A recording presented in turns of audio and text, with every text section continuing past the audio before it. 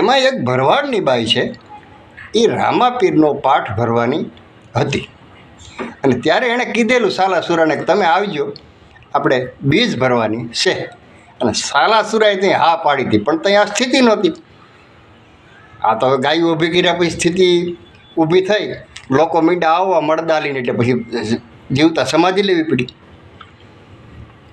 હવે બહેનું હવે એવું કે ભરવાડની બાઈએ બીજ હતી ને પાઠ માંડ્યો, ભક્તોને બધાને બોલાવ્યા, પણ જ્યોત જગાવે નહીં.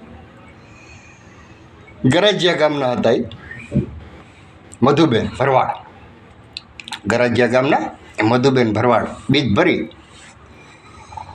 અને ભાઈ જ્યોત નો હરગાવે. કાં તો કે સાલાસુરો આવે પછી ક્યાં ઓલા બીજા બધા બેઠા હતા ને કે સાલાસુરાથી સમાધિ લઈ લીધી. અરે કે કઈ રીતે?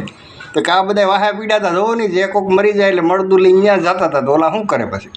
એ કે પ્રકૃતિ વિરુદ્ધનું કામ થોડું કરાય મારાથી એમ. અને અહીંયા આવે નો હજીવન કરું તો અમારી પચ જાય, એટલે એને જીવતા સમાધિ લઈ લીધી. અને આ બેન માને નહીં. મધુબેન કે નહીં, મને વચન દઈને ગયા છે કે હું બીજની દી તમારી ત્યાં આવે, સાલા આપા ને સુરા આપા બે મને વચન આપ્યું છે, એ આવે તો જ્યોત હરગાવી, બાકી હરગાવી નથી. મીંડો સમય જવા કે રાતનો સમય થયો અને સાલા ને સુરા બે આવ્યા મધુબેનની ત્યાં રામાપીરના પાઠમાં. આખી રાત સત્સંગ કર્યો ને ભજન કર્યા, પણ બધાને તે તો પ્રાગણો જાગતો હતો, ખબર હતી કે સમાધિ લીધી છે ને આવ્યા પછી કોઈ મેલે. તે સમયે એમ કહેવાય છે કે કમસે કમ 700 જણાએ સમાધિઓ ભેગી લીધી. 700 જણા.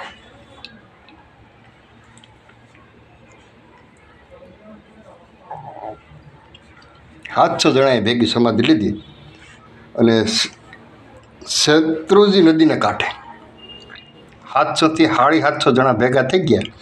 કારણ કે બધાને ખબર હતી કે ભાઈ આને સમાધિ લઈ લીધી અને આ મધુબેનની ત્યાં રામાપીરનો પાઠ છે અને બીજની અંદર આવ્યા, એટલે આને શરણે થઈ જાય. ત્યારે 700 થી 750 જણાએ પાછી બીજી વાર આ લોકોએ સાલા આપા અને સુરા આપાએ બીજી વાર સમાધિ લીધી. અને એના ભેગા જે બધા 750 જણાએ સમાધિ ત્યાં શેત્રુંજી નદીને કાંઠે લીધી. આવી રીતે બીના બની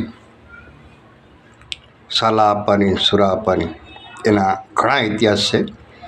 પછી તો સાલા આપવાની, સુરા આપવાની સમાધિઓ બીજી વાર લેવાઈ ગઈ શેત્રુંજી નદીને કાંઠે, ત્યાં 750 ભેગા હમાણા. હવે બીના એવી બની કે જે દિલ્હીની અંદર જે બાદશાહ હતો